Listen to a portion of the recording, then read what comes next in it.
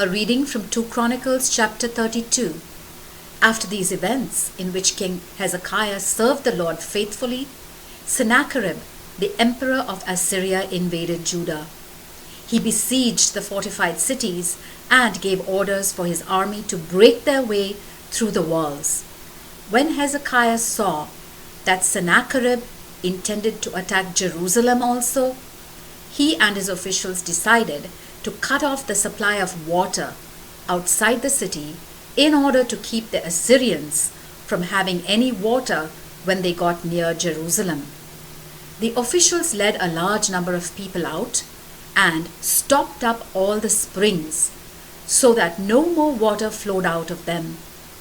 The king strengthened the city's defenses by repairing the wall, building towers on it, and building an outer wall. In addition, he repaired the defenses built on the land that was filled in on the east side of the old part of Jerusalem. He also had a large number of spears and shields made. He placed all the men in the city under the command of army officers and had them assemble in the open square at the city gate. He said to them, "Be determined and confident, and don't be afraid of the Assyrian emperor or of the army he is leading. We have more power on our side than he has on his. He has human power, but we have the Lord our God to help us and to fight our battles." The people were encouraged by these words of their king. Sometime later, while Sennacherib and his army were still at Lachish, he sent the following message to Hezekiah and the people of Judah who were with him in Jerusalem. "I, Sennacherib, emperor of Assyria, ask, what gives you people the confidence to remain in Jerusalem under siege? Hezekiah tells you that the Lord your God will save you from our power, but Hezekiah is deceiving you and will let you die of hunger and thirst. He is the one who destroyed the Lord's shrines and altars and then told the people of Judah and Jerusalem to worship and burn incense at one altar only. Don't you know what my ancestors and I have done to the people of other nations? Did the gods of any other nation save their people from the emperor of Assyria? When did any of the gods of all those countries ever save their country from us? Then what makes you think that your God can save you? Now, don't let Hezekiah deceive you or mislead you like that. Don't believe him. No God of any nation has ever been able to save his people from any Assyrian emperor. So certainly, this God of yours can't save you." The Assyrian officials said even worse things about the Lord God and Hezekiah, the Lord's servant. The letter that the emperor wrote defied the Lord, the God of Israel. It said, "The gods of the nations have not saved their people from my power, and neither will Hezekiah's God save his people from me." The officials shouted this in Hebrew in order to frighten and discourage the people of Jerusalem who were on the city wall, so that it would be easier to capture the city. They talked about the God of Jerusalem in the same way that they talked about the gods of the other peoples, idols made by human hands. Then King Hezekiah and the prophet Isaiah, son of Amoz, prayed to God and cried out to him for help. The Lord sent an angel that killed the soldiers and officers of the Assyrian army. So the emperor went back to Assyria, disgraced. One day, when he was in the temple of his God, some of his sons killed him with their swords. In this way, the Lord rescued King Hezekiah and the people of Jerusalem from the power of Sennacherib, the emperor of Assyria, and also from their other enemies. He let the people live in peace with all the neighboring countries. Many people came to Jerusalem, bringing offerings to the Lord and gifts to Hezekiah, so that from then on all the nations held Hezekiah in honor. About this time, King Hezekiah became sick and almost died. He prayed, and the Lord gave him a sign that he would recover. But Hezekiah was too proud to show gratitude for what the Lord had done for him, and Judah and Jerusalem suffered for it. Finally, however, Hezekiah and the people of Jerusalem humbled themselves, and so the Lord did not punish the people until after Hezekiah's death.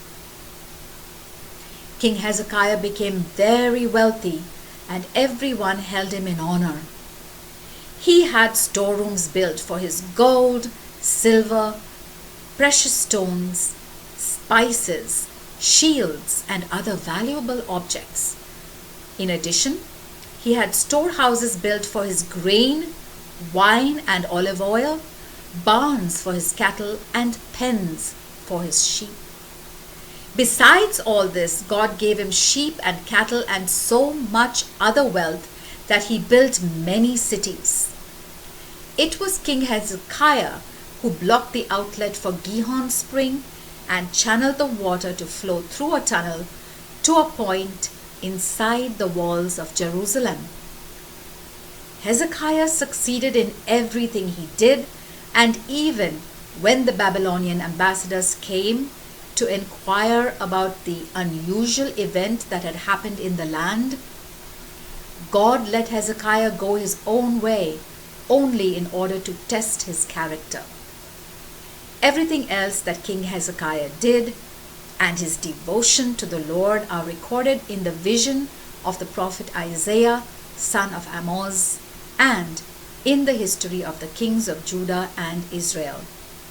Hezekiah died and was buried in the upper section of the royal tombs. All the people of Judah and Jerusalem paid him great honor at his death. His son Manasseh succeeded him as king. The word of the Lord. A reading from 2 Chronicles chapter 33. Manasseh was 12 years old when he became king of Judah, and he ruled in Jerusalem for 55 years, following the disgusting practices of the nations whom the Lord had driven out of the land as his people advanced. Manasseh sinned against the Lord. He rebuilt the pagan places of worship that his father Hezekiah had destroyed. He built altars for the worship of Baal, made images of the goddess Asherah, and worshipped the stars. He built pagan altars in the temple, the place that the Lord had said was where he should be worshipped forever. In the 2 courtyards of the temple, he built altars for the worship of the stars. He sacrificed his sons in Hinnom Valley as burnt offerings. He practiced divination and magic and consulted fortune tellers and mediums. He sinned greatly against the Lord and stirred up his anger. He placed an image in the temple, the place about which God had said to David and his son Solomon, "Here in Jerusalem, in this temple, is the place that I have chosen out of all the territory of the 12 tribes of Israel as the place where I am to be worshipped. And if the people of Israel will obey all my commands and keep the whole law that my servant Moses gave them, then I will not allow them to be driven out of the land that I gave to their ancestors. Manasseh led the people of Judah to commit even greater sins than those committed by the nations whom the Lord had driven out of the land as his people advanced. Although the Lord warned Manasseh and his people, they refused to listen. So the Lord let the commanders of the Assyrian army invade Judah. They captured Manasseh, stuck hooks in him, put him in chains, and took him to Babylon. In his suffering, he became humble, turned to the Lord his God, and begged him for help. God accepted Manasseh's prayer and answered it by letting him go back to Jerusalem and rule again. This convinced Manasseh that the Lord was God. After this, Manasseh increased the height of the outer wall on the east side of David's city from a point in the valley near Gihon Spring, north to the fish gate and the area of the city called Ophel. He also stationed an army officer in command of a unit of troops in each of the fortified cities of Judah. He removed from the temple the foreign gods and the image that he had placed there, and the pagan altars that were on the hill where the temple stood, and in other places in Jerusalem. He took all these things outside the city and threw them away. He also repaired the altar where the Lord was worshipped, and he sacrificed fellowship offerings and thanksgiving offerings on it. He commanded all the people of Judah to worship the Lord, the God of Israel. Although the people continued to offer sacrifices at other places of worship, they offered them only to the Lord. Everything else that Manasseh did, the prayer he made to his God, and the messages of the prophets who spoke to him in the name of the Lord, the God of Israel, are all recorded in the history of the kings of Israel.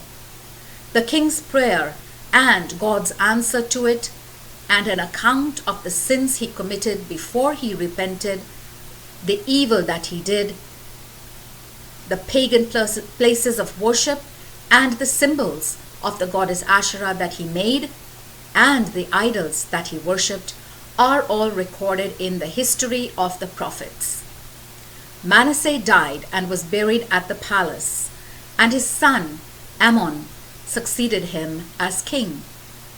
Amon was 22 years old when he became king of Judah, and he ruled in Jerusalem for 2 years.